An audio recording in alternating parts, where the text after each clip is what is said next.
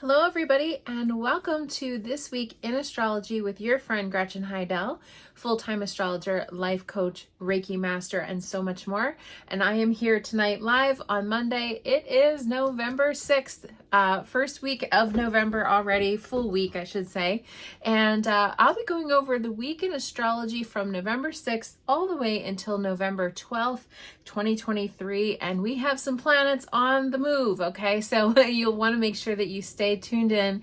And then at the end, I am going to pick a card. I always pick cards for people, a few select people that I am spiritually guided toward. So you might want to check it out.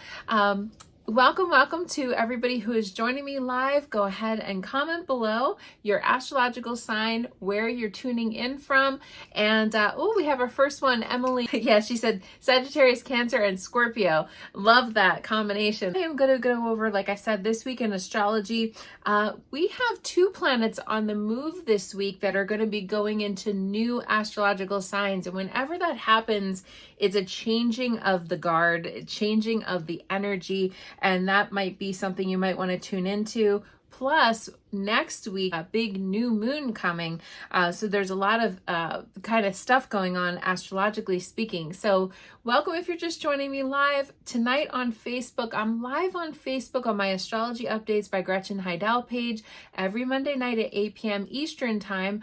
Or I post the replay on YouTube. So if you're watching on Facebook or YouTube, please go ahead and comment below because that really helps the algorithm, helps my channel, and it's a great way to get everything rolling. Like I said, we have some big energies happening. Now, I'm going to just talk about today very quickly and even a little bit about what happened last week in case you missed it. The last week when I was live, it was my special Halloween night. So, and that was fun. Hopefully you guys like that. Andrea, yay. Aries, Gemini, Cancer in Vermont, yay. Okay, good. She said you can hear me. Over the weekend, on Saturday, we had Saturn turn direct in the astrological sign of Pisces. 0 degrees Pisces. Oh my gosh. And that's amazing. I was talking to somebody about how, I don't know if you guys heard, there's a lot of sort of bad news, right now going on in the world. So let's talk about something happy. The Beatles, came out with a new song, new to us, that was actually originally written and recorded by John Lennon. And you might have heard of this. I actually posted about it on my personal page, but it really deeply affected me because I was a big time Beatles fan. And I had talked about, just to remind you guys, I had talked about how Saturn in Pisces really produces really big musical sort of influences of our time. And I thought it was very interesting because Saturn in Pisces was associated with the Beatles initially. I can't remember the years, but it was, I believe it was in the 1960s. And so now we're coming all the way back. So this must be, I didn't get a chance to look yet, but it must be some kind of Saturn return for the Beatles. Because now Beatles came out with their last song, a new release where Paul McCartney and Ringo went into the recording studio and they sort of remixed and figured out how to work with this John Lennon tune and even add George Harrison, who is actually a Pisces, if I remember correctly, to the mix. And I thought it was really interesting how the Beatles kind of came out with right before Saturn in Pisces went direct. So Saturn in Pisces went direct at 3:03 a.m. Eastern Time on Saturday. And so it's 0 degrees Pisces. It got to the very earliest. They can't go any more than 0, okay? Otherwise, it would have been going back into Aquarius. 0 degrees Pisces, and then it went direct on Saturday. So right as it was going direct, it was retrograde at the time. So they brought out, or they re-released a tune, and I thought that was really special and interesting because it comes back around. So whenever we go through a Saturn return, or if Saturn's in your chart, you could be experiencing something that you're coming back to, whether you're at your first Saturn return when you're around 28 to 30, second Saturn return, which is 58 to 60, or the third Saturn return. And I'm impressed by you, by the way, if you're in your third Saturn return and you're watching me. and that's 88 to 90 years old.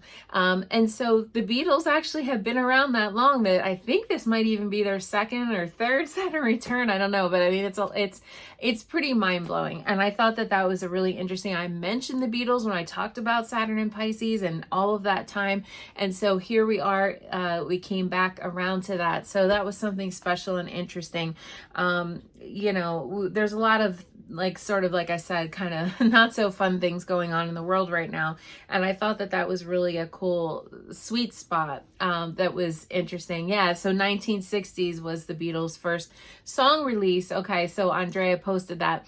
So yeah, so we're coming back around to some kind of a Saturn return thing for the Beatles. But see, Saturn return doesn't even always have to be so bad. It could be something fun. So we are all at 0 degrees Pisces right now.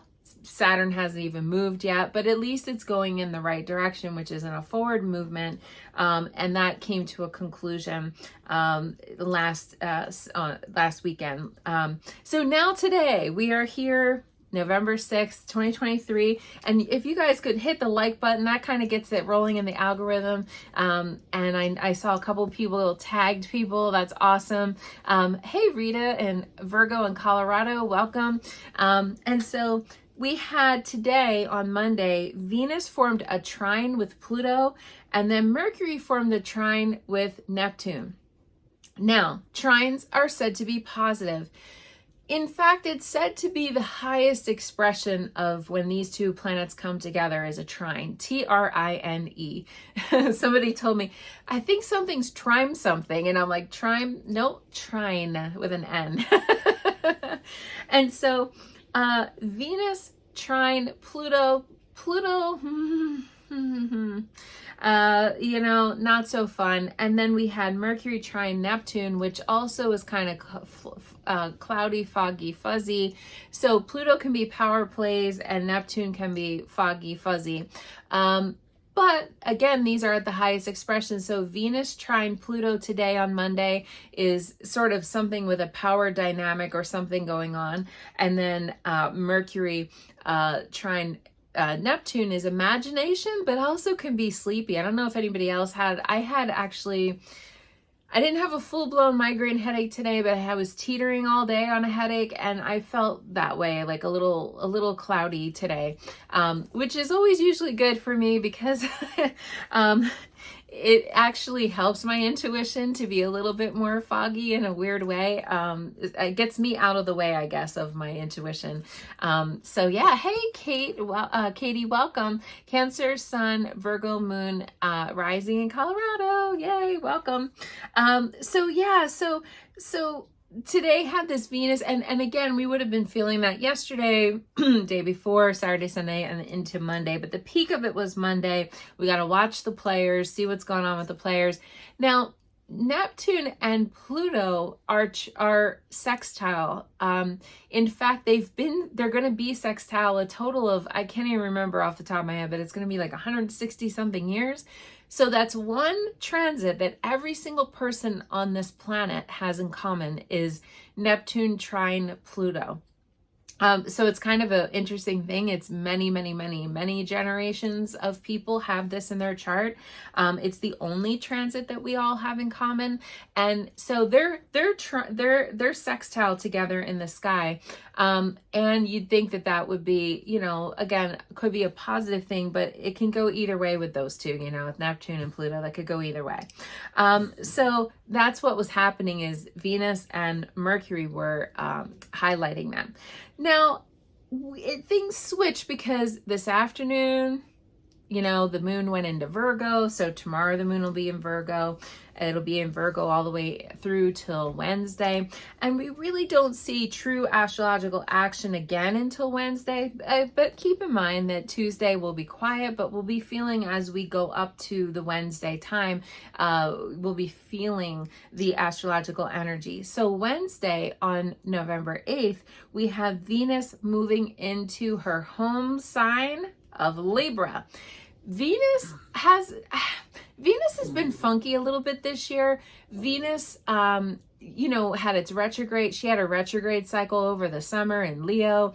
And now she's moving into Libra. Now that is her home sign. She really hasn't been in her home sign all year.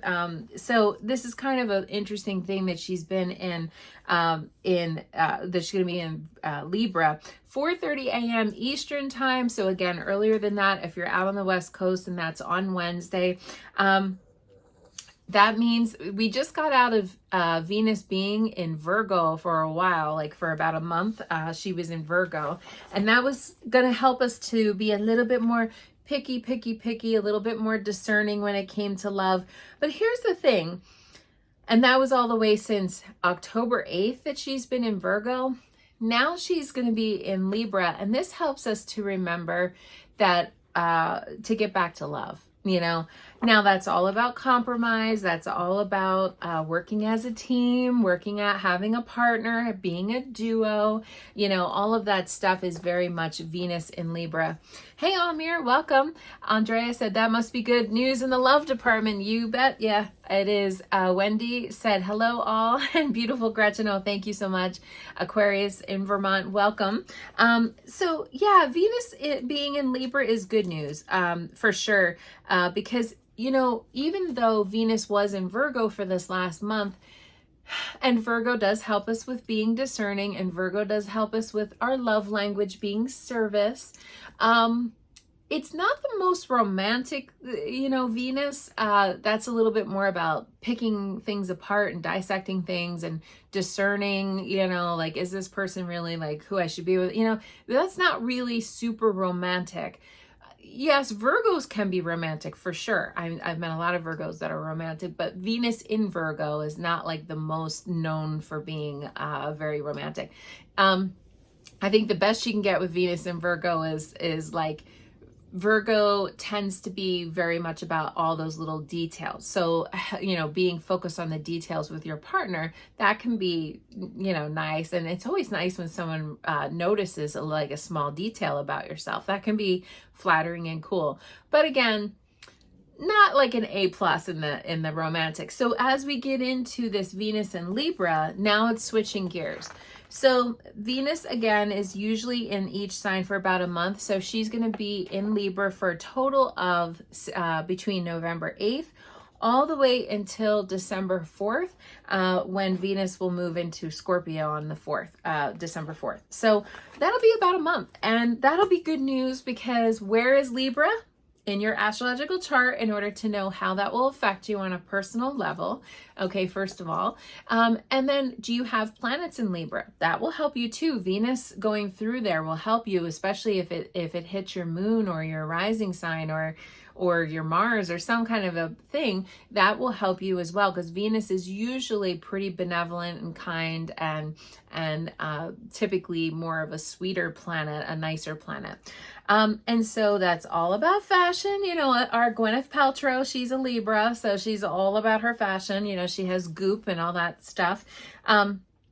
Kate Winslet, also double Libra, and when we think about Libra, we think about beauty, art, fashion, decor, and most specifically about romance. That's the big thing that Libra is into, is finding a partner, having a duo, working together as a team. And this can even be a business partner. It doesn't have to just be a romantic partner. Maybe you're not looking for that right now, or or you already have a romantic partner. That can be a deepening of your romance with your partner.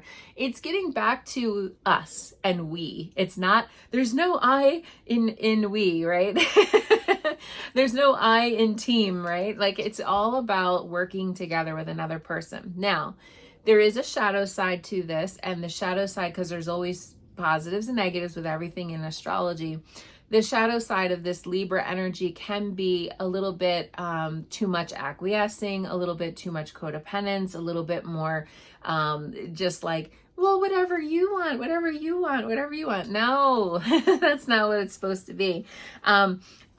So we want to make sure that we maintain some kind of autonomy and some kind of thing. But if you're single and looking, this could be very good, especially if you are Libra. Now, Aries, we will feel that as an opposite. That will be an opposition in our chart, but Venus oppositions are really not too bad. I mean, they're pretty friendly, you know.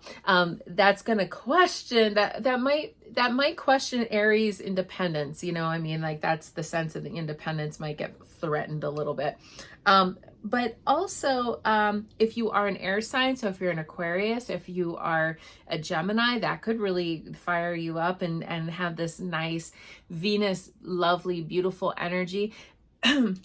And also Cancers and Capricorns, you guys can feel this too in your love zone. It might be a little bit more of a test to you, but you could feel that as well. And so that's lovely energy. And like I said, that's coming at 4:30 a.m. Eastern time. That's going to be on Wednesday. But the big thing is learning how to work as a team or like a partner and doing things together and being able to meld your life together and being able to work together with another person. Sharing is caring, right? You know, and it's, you know, Venus and Libra, you can't be too romantic. It's candles. It's like nice dinners. It's all that really fun stuff that is connecting us with that. Now, let's say you're single, or let's say you're in a partnership, but your partner's busy, or, you know, you're not connecting. Remember that the origin of all this starts in ourself, and it's a reminder for us to live a sensual life. Venus is our sensuality. It's not the passion necessarily. That's more Mars's job.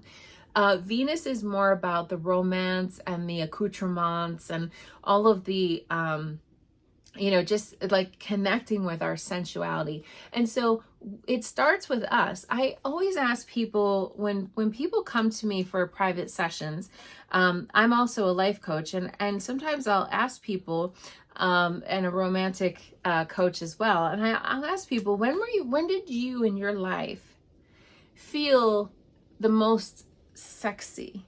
When did you feel the most sexy? And I've asked that question for many years, and I have almost never had somebody say, well, it was because of this lover. I've never had anybody say.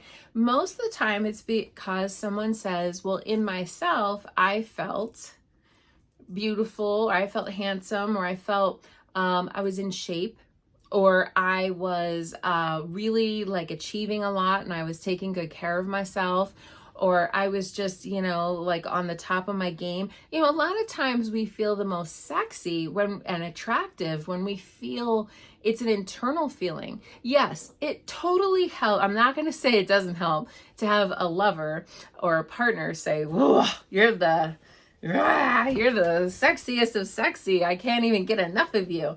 You know, that helps. Oh, for sure. I'm not going to tell you that it doesn't help. But is it enough? I mean, is it really where that originates? No, typically not. It typically originates when we're being our best, you know, or feeling our best.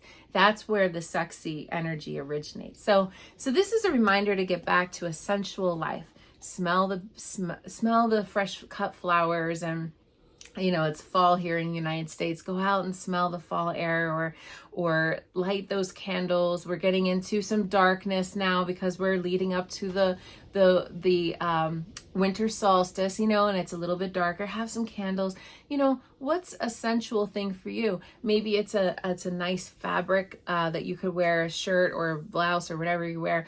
That's a nice fabric, something like that. It reminds us of our sensuality, and it reminds us, even if you're single, even if you're in a partnership, even if you're for whatever reason feeling alone, or if you're just not feeling it, you're just, you know, maybe you're just not feeling it right now in yourself. And it's a reminder that it originates within us.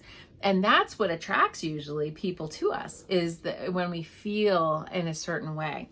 Now, on Wednesday, on November 8th, we also have Venus forming a quincunx with Saturn.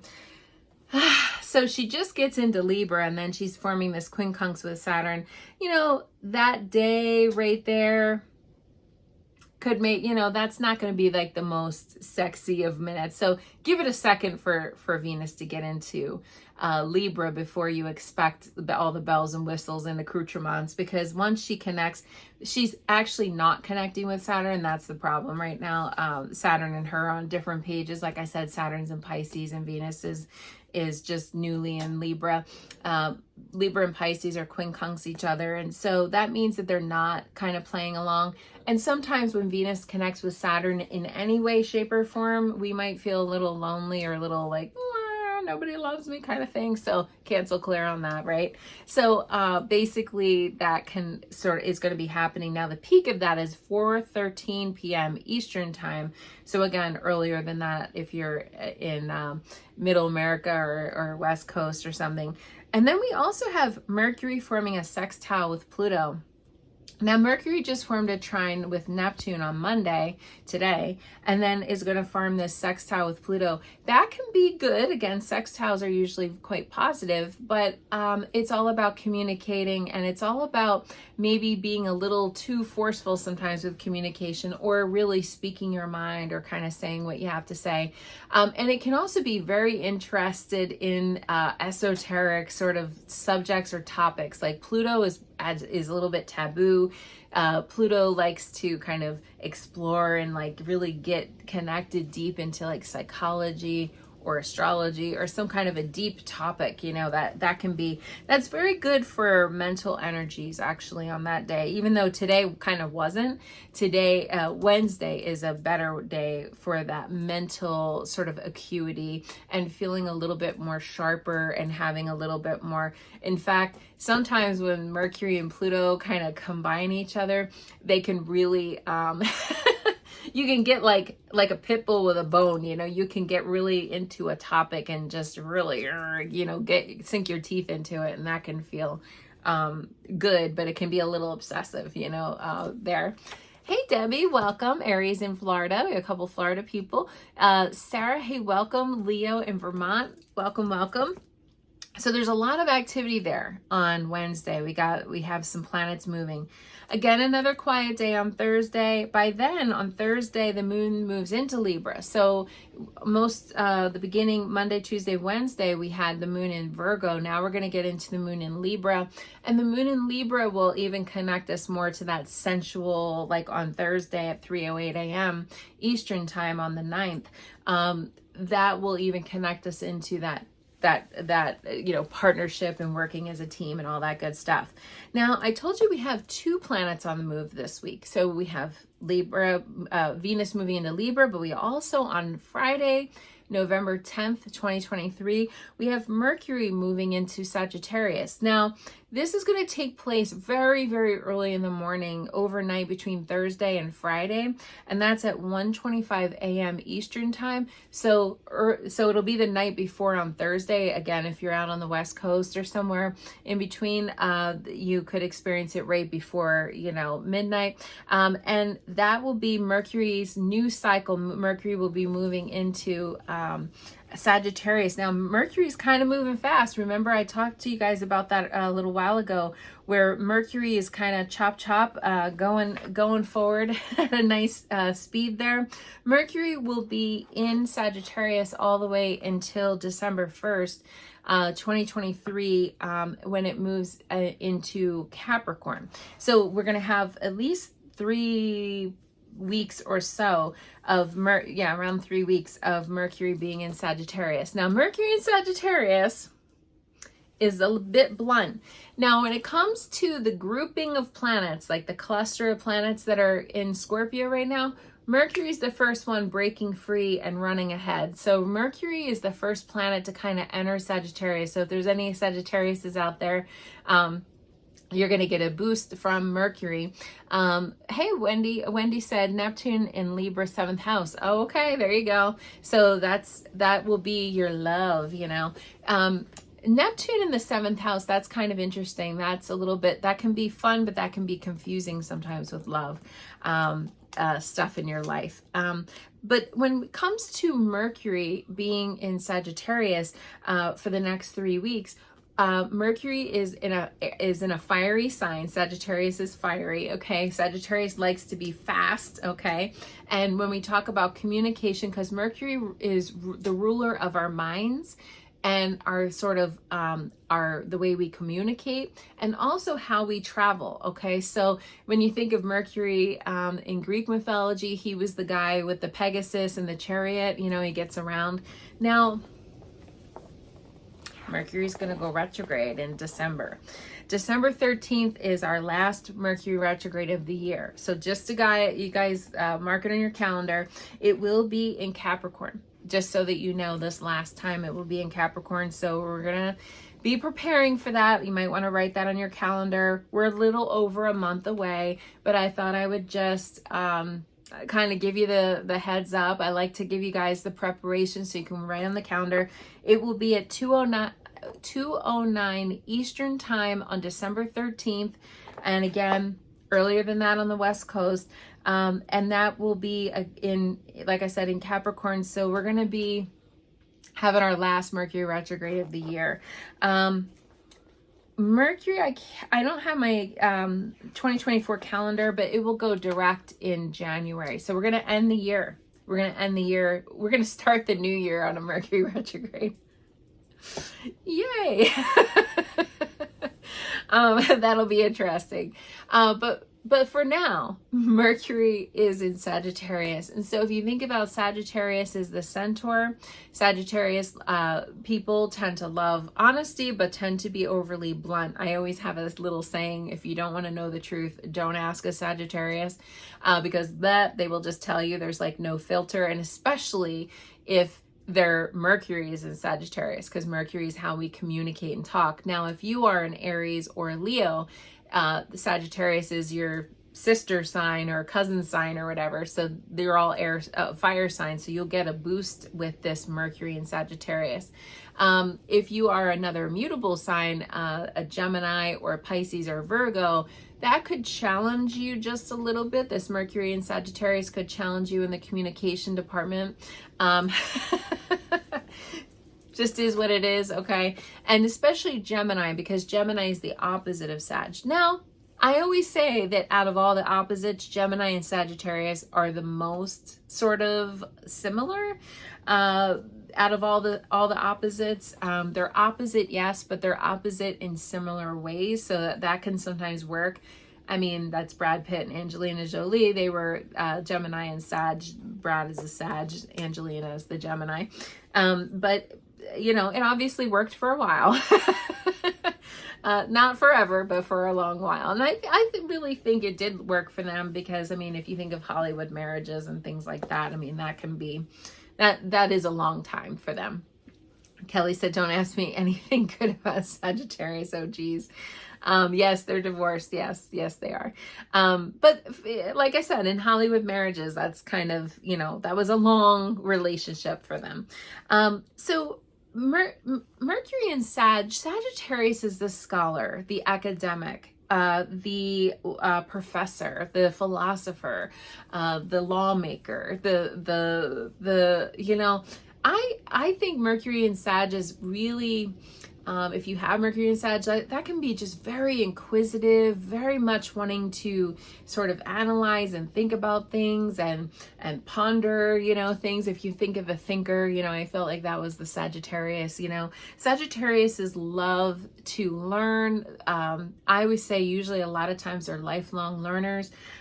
So if you have a lot of Sagittarius in your chart, it depends on where Sag is in your personal chart to know how that will affect you, what house it's in, what planets are there. And if you have good vibes, you know, even if you have good vibes with Sagittariuses, that will kind of be an indicator of how that would affect you. But I think when you think of Mercury being thoughts and our, you know, sort of mental, I mean, this is very inquisitive, and it's also very much about travel, education, foreign lands, wanting to experience different cultures, different cuisine, you know, all that kind of stuff is very Sagittarius. So that can be quite fun, and that can be definitely thinking about travel, especially as we get into this American Thanksgiving holiday season time.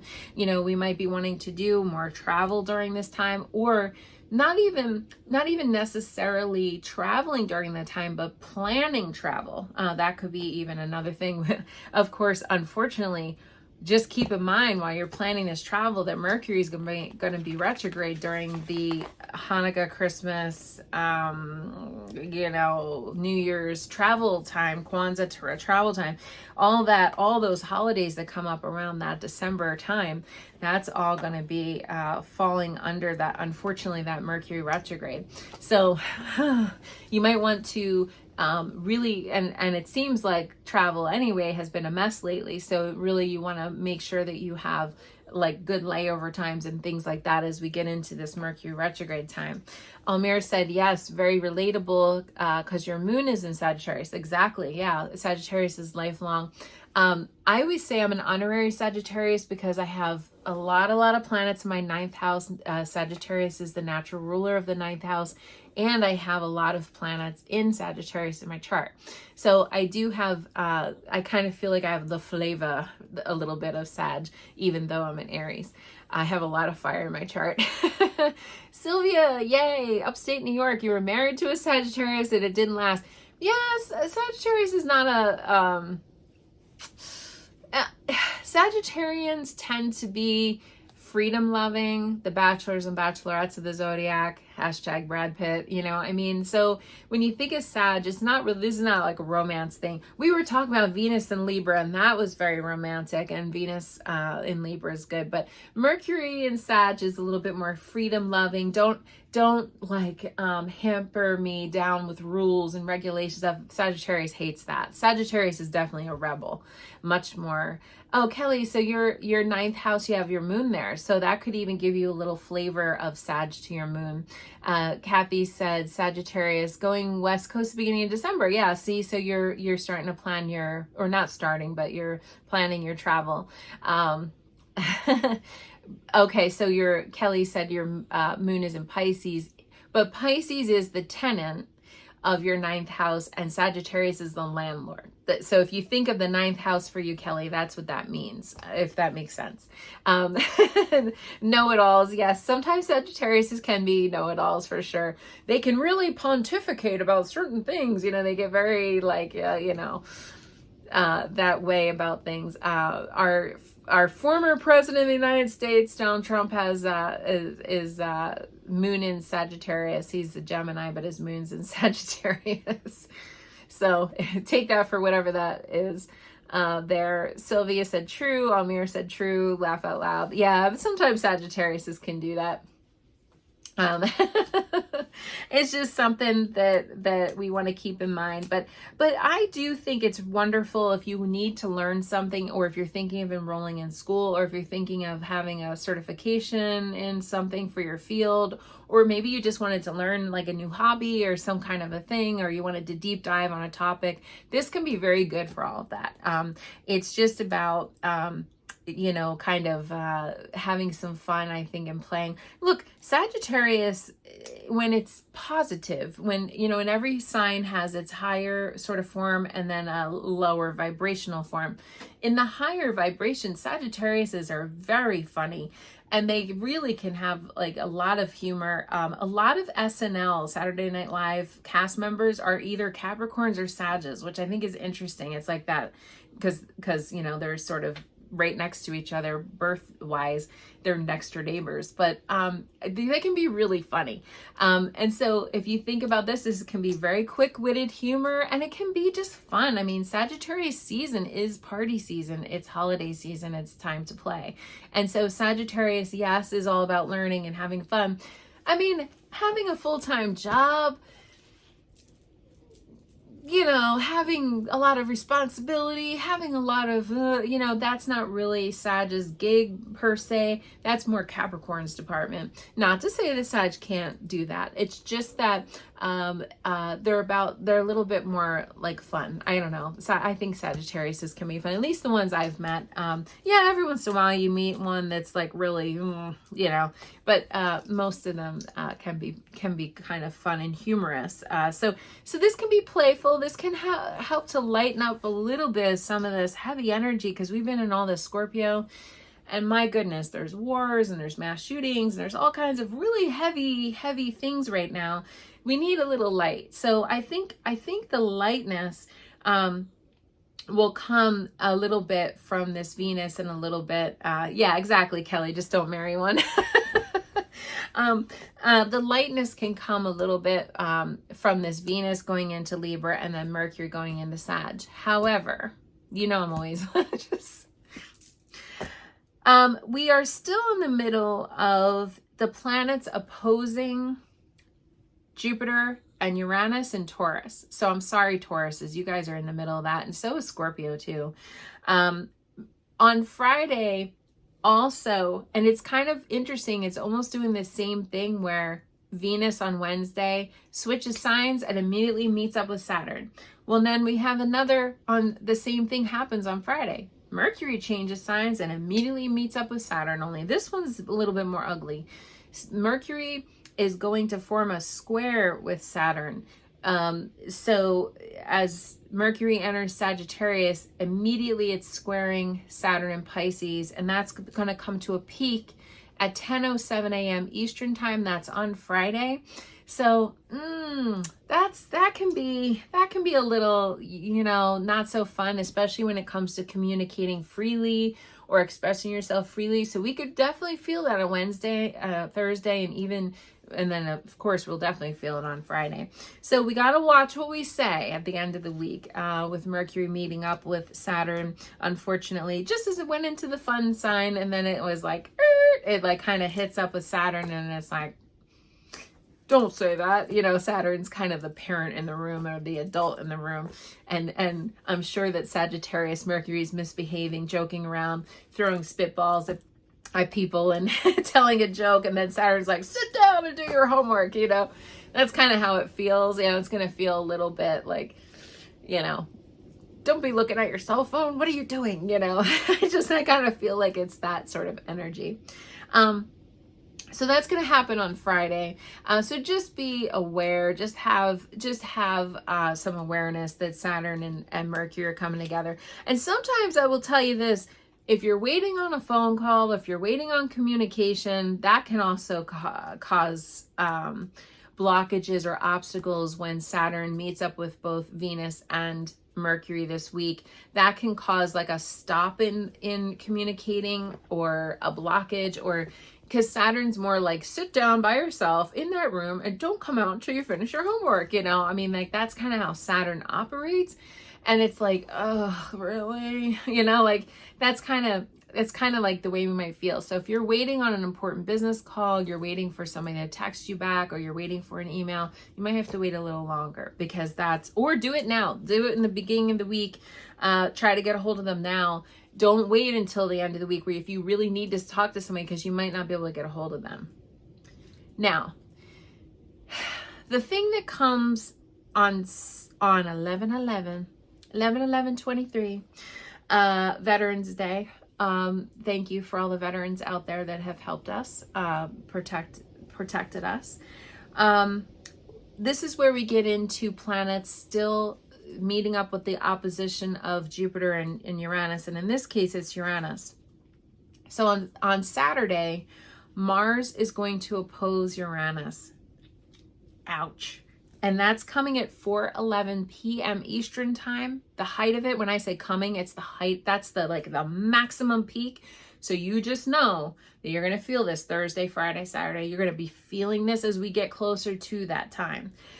They're two planets I don't want to get along. I don't want them to even interact at all, even in a trine or even in some positive thing. I don't want them to interact, because that's a little ouchy.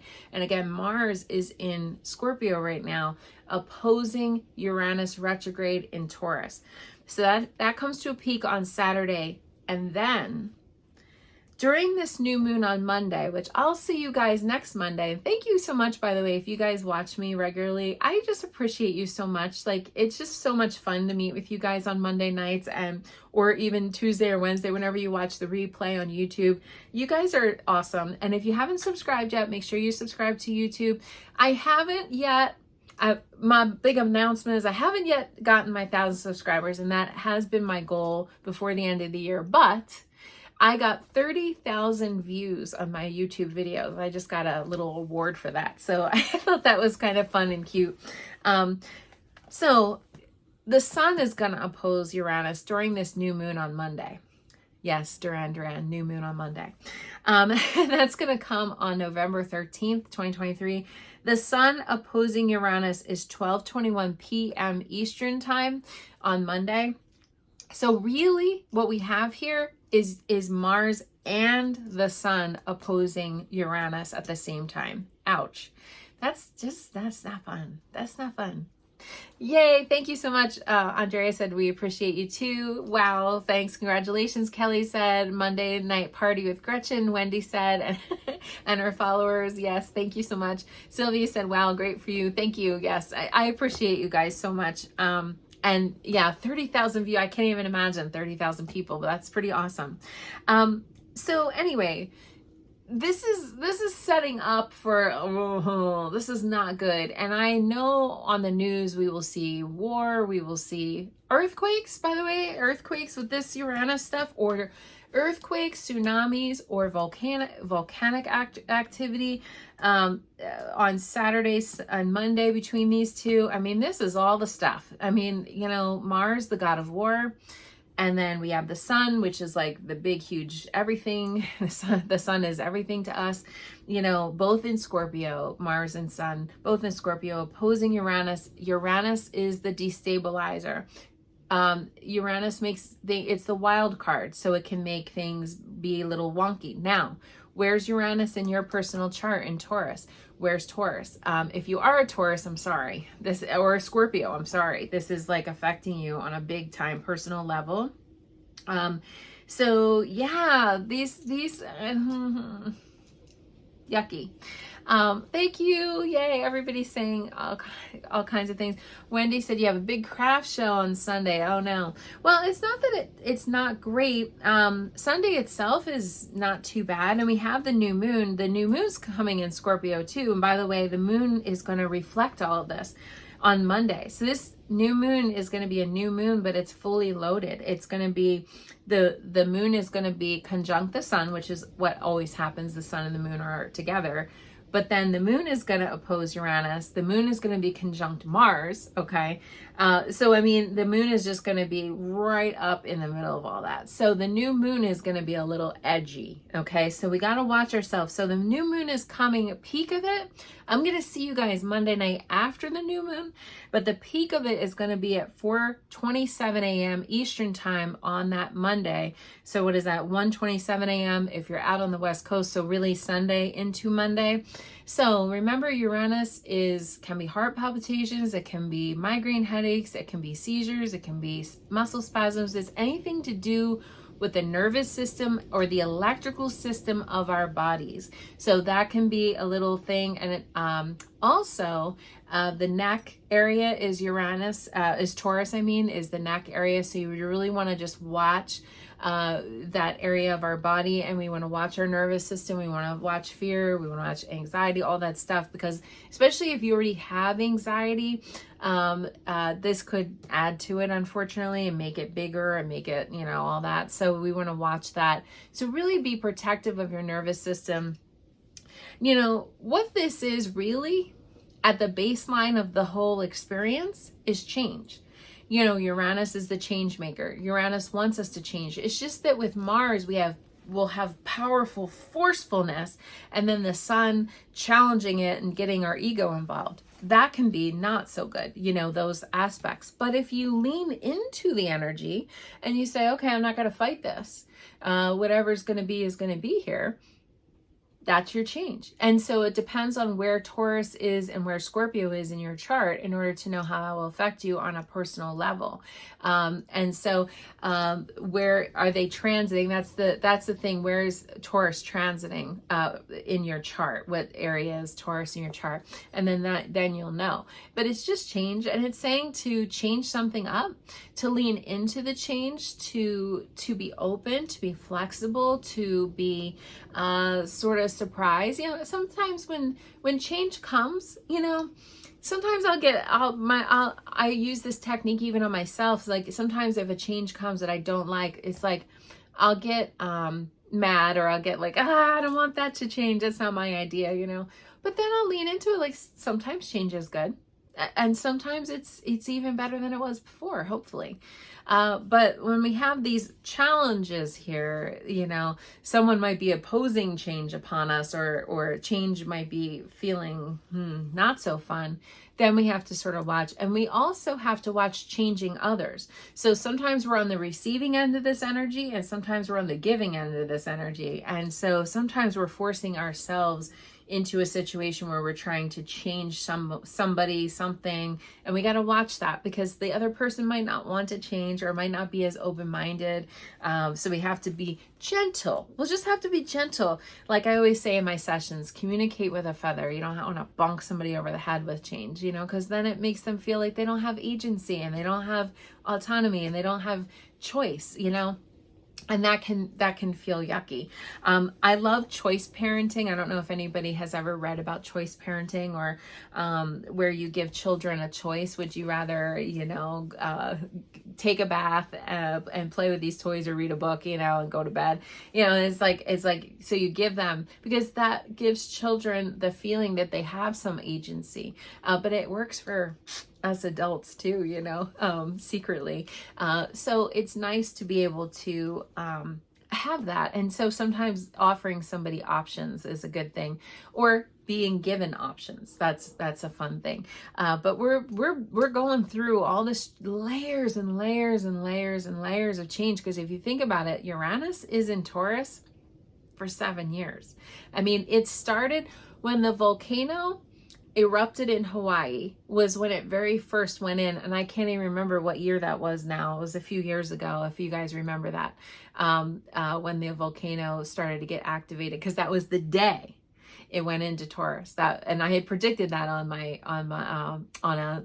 was guest starring on a podcast, and I had predicted, I said, there's going to be a tsunami, a volcano, or some kind of thing. Oh, okay, Kelly, you have a better memory than I do. 2018. So it's been in Taurus all this time, and we've been having these layers of change all this time. Yes, exactly. Uranus and Taurus, up and down the stock market and economy, for sure. Taurus is money, for sure. Absolutely. Absolutely. So it's something that that it will affect our, when we think of Taurus, it'll affect our personal goods, our monetary, the economy. So we might hear, as we get into close to the weekend, we might hear of some economic, it seems like we hear of that almost every day, but we can hear of another layer of some kind of thing. And, you know, I really feel like people are just, I almost wonder if like people are trying to manifest a recession, because I'm like, why do you keep talking about this for 3, 4, 5 years now of recession? You know, cancel clear. Like, you know, how about we just rebound and we go back to life being good again? I mean, you know, come on, you know. But I almost feel like, because wherever tension, wherever energy flows, attention goes. Or some, I think I got that backwards, but that's basically what the deal is. The more we give something attention and focus, the more the energy flows in that direction. So where are you focusing your energy? You could build wealth. You could just all of a sudden say, you know what, I'm going to buy a real estate, you know, investment, or I'm going to do some kind of investing. I'll open up an Acorns account or some kind of thing. You know, you don't have to, it doesn't have to be negative financial thing. It could be a positive financial change. And so that could be something that is, you know, that is a good positive thing. So you want to make sure that you're putting the energy into the positive, even though these are oppositions, and oppositions are the toughest, you know. I mean, out of all of the interactions between planets, oppositions are the hardest. So we're gonna have to make lemons out of lemonade, lemonade out of lemons, and we'll have to, you know, try to focus on it. How can we build our wealth? How can we look? You know, you can cut back on Starbucks, and you can cut back on these little piddly things like cancel your Netflix or whatever. But here's the thing. You really want to get into wealth building and not worry about all that other stupid stuff. You know, yes, okay, if you're hemorrhaging money and you're just like, I don't know, spending millions of dollars on subscriptions every month, you might want to call that back. You might want to cut that, you know, out. But most of us just need to manifest more money. I mean, that's kind of what it gets into. I mean, like saving a couple dollars here, a couple dollars there, that's not true wealth. Build your wealth. Build your wealth. Kelly said, so true. I need to not focus your attention on love and more on making money. There you go. You want to know something though, Kelly? It's intricately, absolutely intricately involved. Money and love are totally involved with each other. Because when we feel good, because if you think of even Taurus is what we value, right? Taurus in our charts is kind of what we value. When we feel good and we feel valuable, it attracts all kinds of stuff. It attracts love, it attracts money, it attracts best friends, it attracts all kinds of lovely, wonderful experiences. So it's the same energy. And the same energy, because usually a lot of times when people have really good feelings about money, those people often feel abundant in the love department and vice versa. It's only very rarely do I see somebody that has like really great, in one department and not so good in the other. It's rare. Usually when people have good in one, they have good in the other. It's usually connected, because when we feel good, it's kind of like what I was saying about that feeling of sensuality. When we feel good and we feel like we look good and we feel like we're on our game, then it attracts all kinds of things. It's like a lighthouse. It attracts all kinds of beneficial and positive experiences that then come. Wendy, money comes easily to me. I love that. I love that mantra. Somebody said, let's see. Kelly said online dating is so expensive. It can be. Andrea, Venus is love and money. Exactly. Same. Wendy said everyone wants to hang out with a rich man or poor man. Yeah. Or rich woman. Yeah. I mean, I suppose, some people are into that, but I think it's more about energy, and I think it's more about a vibe. Oh, yay. Thank you so much. Speaking of money, Andrea is the first one to send me 100 stars. That is basically a little way of financially giving a tip or whatever to the broadcast. So I appreciate you. Thank you so much. I always ring my space clearing bell. I love that bell.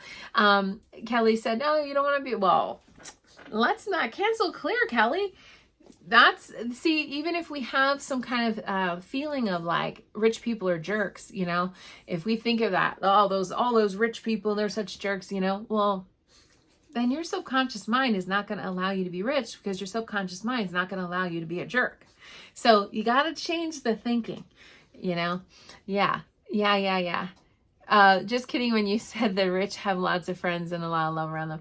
Well, but it is true though. I actually do think that people, when you feel like you're in a certain flow or a certain zone, that can attract all kinds of good things to you. Kelly, yes, you're going to be a nice rich person. Exactly. You want to make sure that you manifest having the worthiness. So piece of it, because that is value. You are valuable and you bring value to the table. And whoever is lucky enough to get you as a partner or a lover or a teammate or whoever, business partner, then you're going to give to them. That's something that I think we have to keep in mind for sure. Okay, so that is basically what the deal is this week. By the way, Uranus is going to be, if we can see it, lately it's been very cloudy here in New England, but if we can see it, Uranus is going to be visible with a telescope, but we will be able to see Uranus, which is kind of unusual. Hey, Roz, oh, thank you, 200 stars. Yay! Beautiful bell for Roz. So that will be kind of a fun Skywatcher event, but that's basically what's going on right now. So we have a little bit of love and communication that's very active, but then we're going to be challenged a little bit, especially as we get into the end of the week, when we meet up against this Mars. It starts out with that Mercury thing, Mercury and Saturn, and then it goes into that Mars and the Uranus and all this stuff. So be open-minded, be flexible, lean into change. Okay, change is good. Yay. Even if we're not looking for change at that moment, we got to remember that sometimes change can bring about good, positive, new experiences in our life. I always tell people, Uranus, some astrologers just totally are like Uranus is like bad or negative. I don't feel that. I feel that Uranus can be very inspiring. Now it's going to be challenged by these other planets, but I mean, we're up for the challenge. We can do this. So where's Scorpio? Where's Taurus? That's going to be the area that you're being challenged in as we head into the weekend. So I hope that helps everybody. I am available for a couple of quick questions, and then I will pull a collective card for the week. What do we need to know from our angels, our spirit guides, and our guardians? But if anybody has, oh, nice. Oh, Kathy, man, boom, you were right on it. You must have been typing away. Cool. You had an unexpected job interview. See, this is Uranus. Uranus can bring unexpected things. I always say you can unexpectedly win the lottery, and that would take a lot of adjustments. To have $100 million suddenly in your bank account would be a big adjustment, right? You'd have to make a lot of changes, and that would be a huge change. That's change. So yeah, so fun stuff. All right, you had a very unexpected job interview. I will pull a card for you.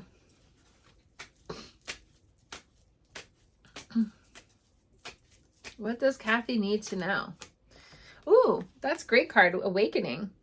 You're awakening to something new. We already know that you are. So let's see. It's almost like a like all along you were going down the road, and then you were going to make a right, and I'm going to make a right, and then suddenly you made a left. Let's see. Is this a good fit for you? I don't know why, but I don't know that you were able to start right away, or maybe you have to give notice or some kind of a thing. Like it's almost like there's a delay in the start. Are you afraid to leave your old job?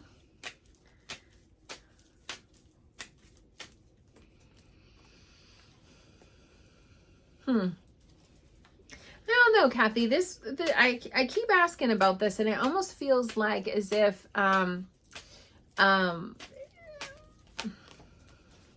like you want to leave this, but for some you want to embrace this, but for some reason I feel like there's like a big bump in the road to get over if you were going to take this job, that there's some kind of a delay or hold up, or maybe you need to start later, like give a month's notice or some kind of thing. I don't know, but it feels like after you get through all of that, then it could change into something good, which is the Magician card, which means you have everything you need. You just need to do it.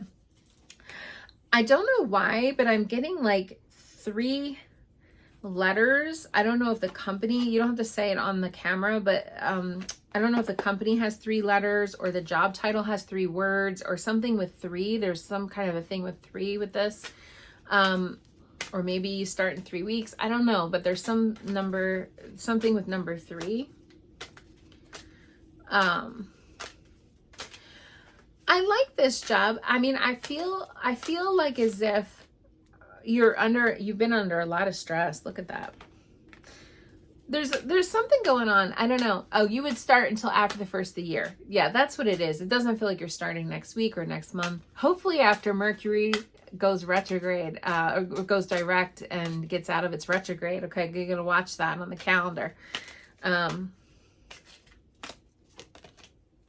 It's more money, looks like you get some more money or benefits or some kind of 401k, something. There's generosity. That's the money card in this deck. So I like it, Kathy. I just feel like for some reason between now and then it's a little bumpy, and I don't know why. I don't know if there's something with the old job that gets bumpy or the transition is bumpy, but it feels like once you do finally make the switch, then it gets good, because it's saying have confidence in yourself. That's Archangel Michael is believe in yourself. So hopefully that helps. Yes, money and some benefits. Yeah. It felt like it was much more good, much more lucrative. Sometimes I can't talk when I'm reading and thinking and all that. All right, Kelly said, Katie, last quarter moon in your 12th house. What do you need to release? You know, Katie, my sense around that is that's more of a limiting belief in your chart. limited 12th house is like subconscious, unconscious mind. Kelly, I'm going to pull Katie, I'm sorry, Katie. I'm going to pull a card for you. Katie. You're welcome, Kathy.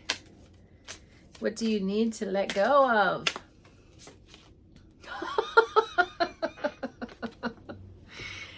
Katie. All right, that's what I'm just saying to you. Just saying, Katie. I had to show 2 cameras here, but let go. Just let go. Let it go.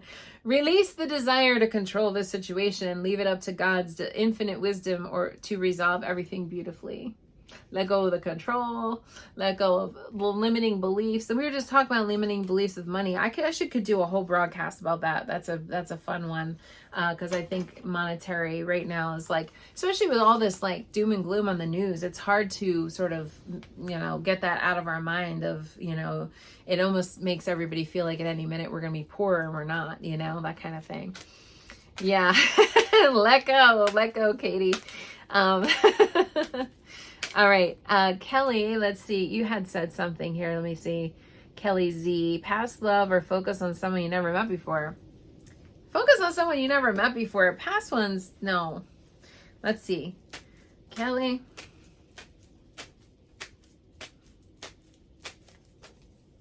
All I hear is there's no good men. There's no good men. There's no good men. I just keep hearing that through my head.